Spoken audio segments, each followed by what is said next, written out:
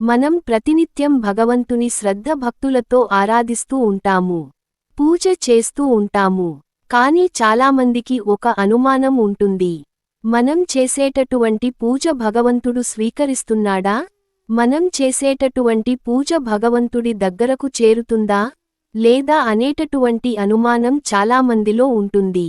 మనం చేసేటటువంటి పూజ భగవంతుడికి చేరిందా లేదా?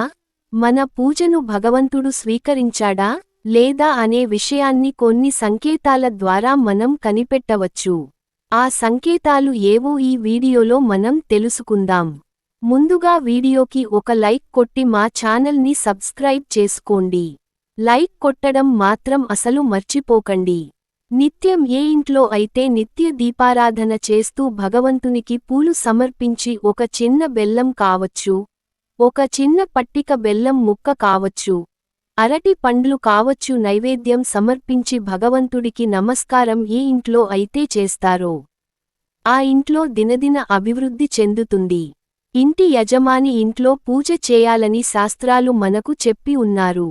అంటే ఇంట్లో ఎవరైతే యజమాని ఉంటారో వాళ్ళు ప్రతినిత్యం ఉదయం స్నానం చేసిన తర్వాత చక్కగా పూజ గదిలోకి వెళ్లి ఒక పీఠం మీద గాని ధర్మాసనం మీద గాని కూర్చొని చక్కగా దీపాలు వెలిగించి భగవంతుడిని ఆరాధించాలి.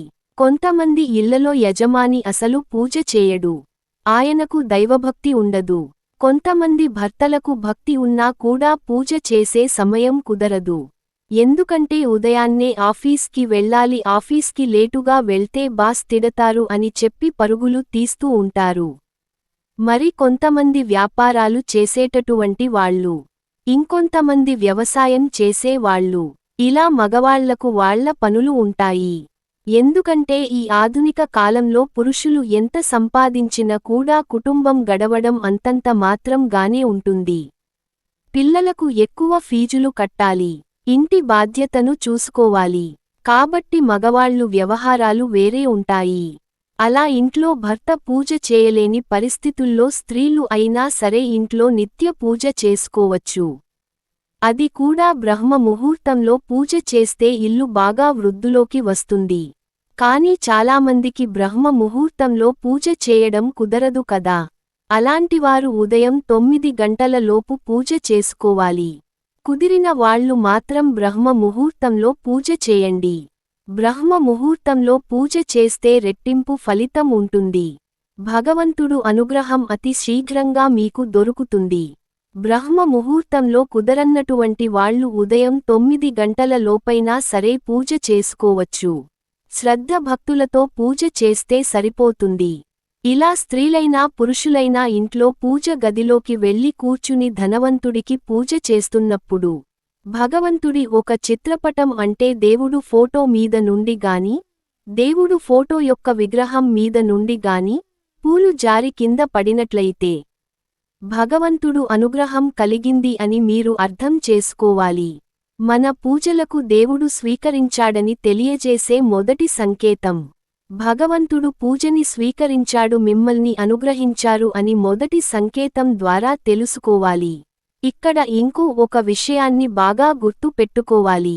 భగవంతుడు ఫోటో మీద కానీ విగ్రహం మీద గాని పూలు పెట్టినప్పుడు వెంటనే పడిపోతే అది భగవంతుడు మీ పూజ స్వీకరించాడు అని అర్థం కాదు. మీరు సరిగ్గా పువ్వు పెట్టలేదు అని అర్థం.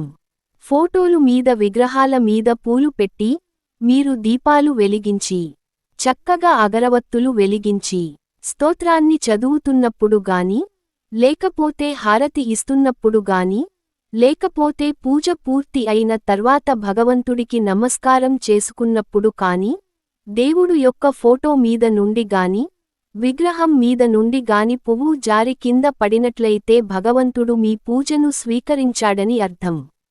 మిమ్మల్ని అనుగ్రహించాడు అని అర్థం. ఇలా పూజ చేస్తున్నప్పుడు పువ్వు కింద పడిన వెంటనే ఆ పువ్వుని తీసి మళ్ళీ అక్కడే పెట్టకూడదు. పువ్వు ఎక్కడ నుండి అయితే కిందకు జారిపడిందో మళ్ళీ అక్కడే ఆ పువ్వును పెట్టకూడదు. ఆ పువ్వును కళ్లకు అద్దుకొని ఆడవాళ్లు అయితే తలలో పెట్టుకోవాలి.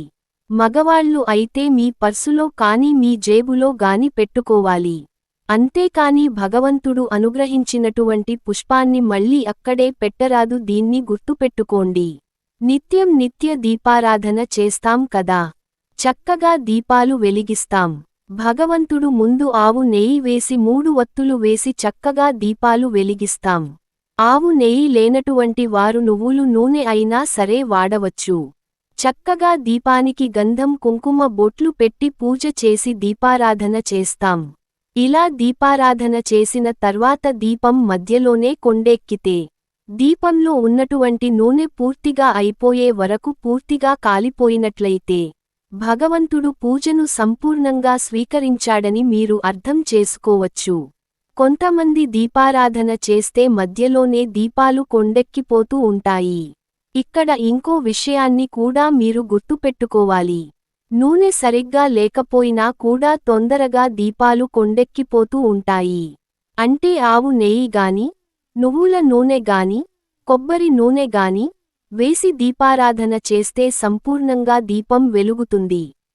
ఈ మధ్యన మార్కెట్లో కల్తీ నూనెలు అమ్ముతున్నారు. ఏవేవో బ్రాండ్లని కూడా 3 రకాల నూనెలు, 5 రకాల నూనెలు, 9 రకాల నూనెలు అని కలిపేసి అందులో కాస్త పెట్రోల్ డీజిల్ కూడా వేసేసి అమ్మేస్తున్నారు. అటువంటి నూనెలు పోసి దీపం వెలిగిస్తే పొగ ఎక్కువగా వస్తూ ఉంటుంది. దీపం దగ్గరగా వెలుగుతూ ఉంటుంది. అప్పుడు దీపం తొందరగా కొండెక్కుతుంది. అటువంటి నూనెలు కాకుండా శాస్త్రంలో చెప్పినటువంటి నూనెలు వాడవచ్చు. నువ్వుల నూనె కావచ్చు, కొబ్బరి నూనె కావచ్చు. ఈ నూనెలు వేసి మనం దీపారాధన చేసినప్పుడు దీపం సంపూర్ణంగా వెలిగి ఒత్తులు పూర్తిగా కాలిపోయాయి అంటే భగవంతుడు పూజను పూర్తిగా స్వీకరించాడని అర్థం. భగవంతుడు మన పూజని స్వీకరించాడు అని తెలిపే రెండవ సంకేతం. అలాగే పూజ గదిలోకి వెళ్లి కూర్చుని భగవంతుని పూజించేటప్పుడు పురుషులకు అంటే మగవాళ్లకు కుడికన్ను గాని కుడి భుజం కాని అదిరింది అంటే అది శుభసంకేతం. భగవంతుడు మీ పూజని స్వీకరించాడు అని అర్థం చేసుకోవాలి. ఆడవాళ్లకు అయితే ఎడమ కన్ను అదిరిన ఎడమ భుజం అదిరిన అది శుభసంకేతం. అలా జరిగితే భగవంతుడు అక్కడ కూర్చున్నాడు మీ పూజని స్వీకరించాడు అని అర్థం. మగవాళ్లకైతే కుడికన్ను అదిరినట్టు కుడి భుజం అదిరినట్టు భగవంతుడు సంకేతాన్ని తెలుపుతాడు. ఆడవాళ్లకైతే ఎడమ కన్ను అదిరినట్టు ఎడమ భుజం అదిరినట్టు సంకేతాన్ని తెలుపుతాడు. ఇది 3వ సంకేతం. ఇది చాలా శుభ పరిణామం. అదేవిధంగా మనం పూజ చేసేటప్పుడు భగవంతుడు ముందర కొబ్బరికాయ కొడతాం కదా. కొన్ని ప్రాంతాల్లో అయితే టెంకాయ అని పిలుస్తూ ఉంటారు. ఈ టెంకాయ లేదా కొబ్బరికాయను మనం పూజలో కొట్టినప్పుడు ఆ కొబ్బరికాయలో పువ్వు వస్తే భగవంతుడు మన పూజని స్వీకరించాడు అని అర్థం.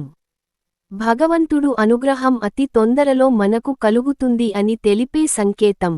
దేవాలయానికి వెళ్ళినప్పుడైనా అంటే పూజారి గారు కొబ్బరికాయను బయట కొట్టుకొని రమ్మని చెబుతారు. అప్పుడు మనం కొబ్బరికాయ కొట్టినప్పుడు ఆ కొబ్బరికాయలో పువ్వు వస్తే ఆ భగవంతుడు అనుగ్రహం తొందరలో మనకు కలగబోతోందని అర్థం. భగవంతుడు మనల్ని అనుగ్రహించబోతున్నాడు అని అర్థం. కొంతమంది పూజలో కావచ్చు దేవాలయానికి వెళ్ళినప్పుడు కావచ్చు కొబ్బరికాయ కొట్టినప్పుడు కుళ్ళిపోతూ ఉంటుంది. అప్పుడు విపరీతంగా భయపడిపోతూ ఉంటారు. అయ్యో కొబ్బరికాయ కుళ్ళిపోయింది ఏం జరుగుతుందో ఏమో అని భయపడిపోతూ ఉంటారు. భయపడవలసిన అవసరం లేదు. కొబ్బరికాయ కుళ్ళిపోతే అది మన తప్పు కాదు. అది అమ్మినటువంటి వాడి తప్పు. వాడు సరైన కాయను అమ్మలేదు మనల్ని వాడు మోసం చేశాడు. అప్పుడు దాన్ని పారవేసి వెంటనే ఇంకొక కొబ్బరికాయ కొనుక్కొని వచ్చి కొట్టి భగవంతుడికి నివేదన చేయాలి. అంతేకాదు కొబ్బరికాయ కుళ్ళిపోయినట్లయితే మన యొక్క గండం తొలగిపోయినట్లుగా మనం భావించాలి. అంతే కదా ఇంకేం చేస్తాం. కొబ్బరికాయ కుళ్ళిపోయింది ఇంకా నా జీవితం ఇంతేనేమో అని ఏడ్చుకొని బాధపడుతూ అక్కడే కూర్చుంటామా? అలా కూర్చోవాల్సినటువంటి అవసరం లేదు. భగవంతుడికి నమస్కారం చేసి అయ్యా సర్వకాల సర్వావస్థల యందు రక్షించేటటువంటి సర్వాంతరయామి నీవు నన్ను ఎలా రక్షిస్తావో నీదే భారం అని స్వామికి ఒక నమస్కారం చేసుకున్నట్లయితే వెంటనే ఆయన రంగంలోకి దిగుతాడు. తప్పకుండా మనల్ని రక్షిస్తాడు. భగవంతుడు మన పూజని స్వీకరించడం లేదా? ఆయన అనుగ్రహం మనకు కలుగుతోందా లేదా? అని తెలిపే చిట్టచివర సంకేతం. కలలో మనం పూజ గదిలో కూర్చుని భగవంతుని పూజిస్తాం కదా.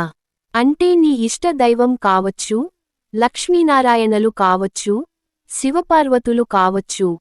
ఇలా మీరు ఏ దేవుడినైతే పూజిస్తారో ఆ దేవుడు ఆ రాత్రి మీకు కలలో కనిపించినట్లయితే ఆ భగవంతుడు అనుగ్రహం మీకు కలిగింది అని అర్థం. భగవంతుడు తొందరలోనే మిమ్మల్ని అనుగ్రహిస్తాడు అని అర్థం. ఉదయం మీరు లక్ష్మీనారాయణలకు పూజ చేశారనుకోండి, ఈరోజు రాత్రి మీ కలలో లక్ష్మీనారాయణ కనిపించారంటే మీ పూజ ఆయనకు చేరిందని అర్థం. అదే విధంగా మీరు పార్వతీ పరమేశ్వరులను పూజించారు అనుకోండి, ఈరోజు రాత్రి కలలో మీకు పార్వతి పరమేశ్వరులు కనిపిస్తే భగవంతుడికి పూజ చేరిందని అర్థం.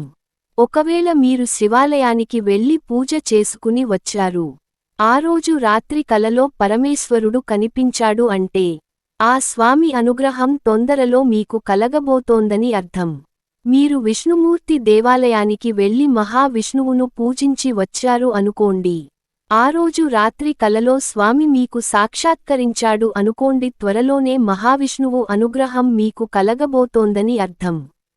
ఇటువంటి సంకేతాల ద్వారా భగవంతుడికి మన పూజ చేరిందా లేదా, భగవంతుడు అనుగ్రహం మనకు కలుగుతోందా లేదా అని తెలుసుకోవచ్చు. లక్ష్మీదేవి మీ ఇంట్లో ఉందని తెలిపే 5 సంకేతాలు ఇవే. సాధారణంగా ప్రతి ఒక్కరు ఇంట్లో లక్ష్మీదేవి ఉండాలని కోరుకుంటూ ఉంటారు. లక్ష్మీదేవి ఇంట్లో ఉంటే అమ్మవారితో పాటు అష్టైశ్వర్యాలు కూడా ఉంటాయని అందరూ నమ్ముతూ ఉంటారు. మహాలక్ష్మి కొన్ని ఇళ్లలో ఉంటుంది, కొన్ని ఇళ్లలో ఉండదు. మహాలక్ష్మి నివసించే స్థానాలు మొత్తం 96 అని శాస్త్రాలు చెబుతున్నాయి. వీటిలో ముఖ్యమైనవి పసుపు, కుంకుమ, బంగారం, రత్నాలు, ముత్యాలు, శుభ్రమైన తెల్లని వస్త్రాలు, వెండి, రాగి, ఇత్తడి, కలిశాలు, ఆవు పేడ, ఆవు పృష్ఠస్థానం, ఆవు కొమ్ములు మధ్య, పూజా మందిరం, పవిత్రమైన మనసు ఉన్న వ్యక్తితో దర్భలు, మహానుభావులు, యోగులు, ఉత్తమమైన రాజు, రాజారాం బ్రాహ్మణుడు శ్రీ సూక్తంలో లక్ష్మీదేవి నివాస స్థానాలు ఏమిటో వివరించారు. శుచిత్వమున్న చోట లక్ష్మీదేవి ఎల్లవేళలా ఉంటుంది. లక్ష్మి అంటే లౌకిక వ్యవహారాల్లో ఉపయోగించే ధనం మాత్రమే కాదు, ఆరోగ్యం కూడా ధనమే. ఇక మన ఇళ్లలో లక్ష్మీదేవి స్థిరంగా ఉండాలంటే ఏం చేయాలో శాస్త్రాలు కొన్ని విషయాలు వివరించాయి. అవి ఏమిటంటే, ముగ్గు వేసిన వాకిలిగుండా లక్ష్మీదేవి ఇంట్లోకి ప్రవేశిస్తుంది. అందుకే తెల్లవారుజామునే వాకిళ్లు ఊడ్చి ముగ్గులు పెట్టాలి. అందమైన ముగ్గు, శుభ్రమైన వాకిళ్లు లక్ష్మీకి స్వాగతం పలుకుతాయి. ఇంటి ఇల్లాలు గట్టిగా గొంతు పెట్టి మాట్లాడటం, వంటింట్లో చెడు మాటలు, చెడు తిట్లు తిట్టడం వంటివి చేయకూడదు. ఎక్కడైతే భార్యాభర్తలు నిరంతరం గొడవలాడుకుంటూ ఉంటారు, అలాంటి ఇంట్లో ఇల్లాలు అసంతృప్తిగా ఉంటుందో ఆ ఇంట్లో లక్ష్మీదేవి ప్రవేశించదు. అబద్ధాలు చెప్పే వాళ్లు ఇరుసందెలలో భుజించేవారు, నిద్రించేవారు, బద్ధకస్తులు ఎక్కడ ఉంటారో అక్కడ కూడా లక్ష్మి ఉండదు.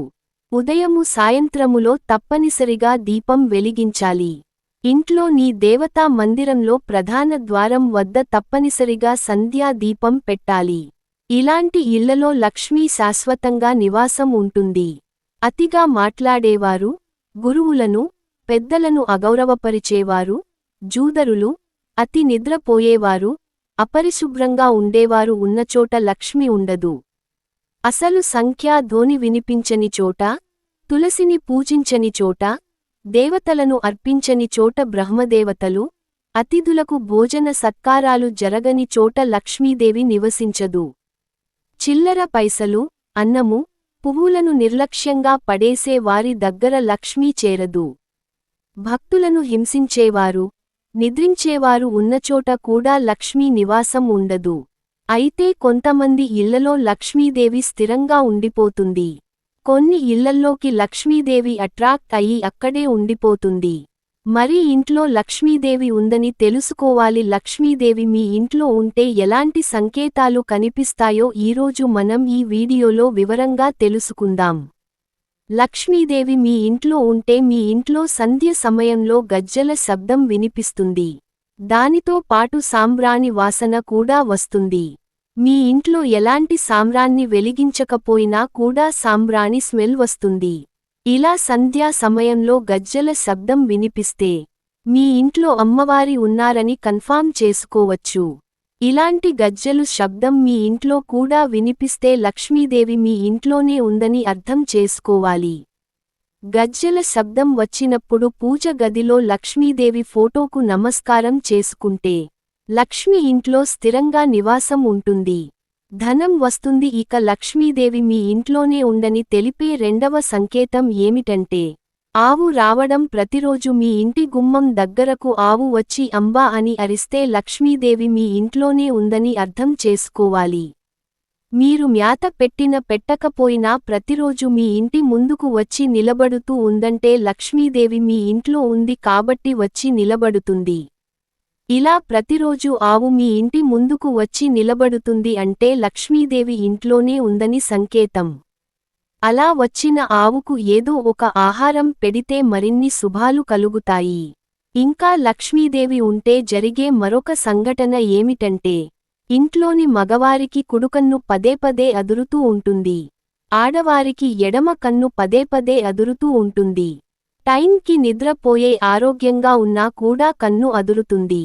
అంటే అది ఖచ్చితంగా లక్ష్మీదేవి మీ ఇంట్లో ఉంది అనడానికి సంకేతం. గుర్తించుకోండి. ఇక కొన్నిసార్లు మనతో వైరం పెట్టుకున్న పక్కింటి వారు, ఎదురింటి వారు ఉంటారు కదా, వారు ఒకేసారి మర్చిపోయి మీ ఇంటికి వచ్చి మీతో స్నేహ బంధాలు పెట్టుకుంటూ ఉంటారు. అలా ఎందుకు జరుగుతుందంటే లక్ష్మీదేవి మీ ఇంట్లో ఉండటం వలన. లక్ష్మీదేవి మీ ఇంట్లో ఉందంటే శత్రువులు కూడా మీ కాళ్ల దగ్గరకు వచ్చి స్నేహితులుగా మారిపోతారు. లక్ష్మీదేవి మీ ఇంట్లో ఉండడానికి ఇది కూడా ఒక సంకేతమే. అలాగే ముత్తైదువులు ఎక్కువగా మీ ఇంటికి ఏదో ఒక పని మీద వస్తూ ఉంటే అది కూడా లక్ష్మీదేవి ఇంట్లో ఉందనడానికి సంకేతం. ముత్తైదువులు, అందులోనూ లక్ష్మీ, గాయత్రీ దేవి ఇలాంటి అమ్మవారి పేర్లు ఉన్న స్త్రీలు మీ ఇంటికి పదే వస్తుంటే లక్ష్మీదేవి మీ ఇంట్లో ఆల్రెడీ ప్రవేశించి నివాసం ఉంటుందని అర్థం చేసుకోండి. ఇది లక్ష్మీదేవి ఇంట్లో ఉందని తెలిపే 5 సంకేతాలు. ఇలా లక్ష్మీదేవి మీ ఇంట్లో ఉందని సంకేతాలు అందించే మీ ఇంట్లో త్వరలోనే ఎన్నో శుభాలు జరుగుతాయి. శుభకార్యాలు జరుగుతాయి. శుభవార్తలు వింటారు. కనుక మీ ఇంట్లో కూడా లక్ష్మీదేవి ఉందేమో చెక్ చేసుకోండి. ఈ సంకేతాలు కనిపిస్తాయి ఏమో జాగ్రత్తగా గమనించండి.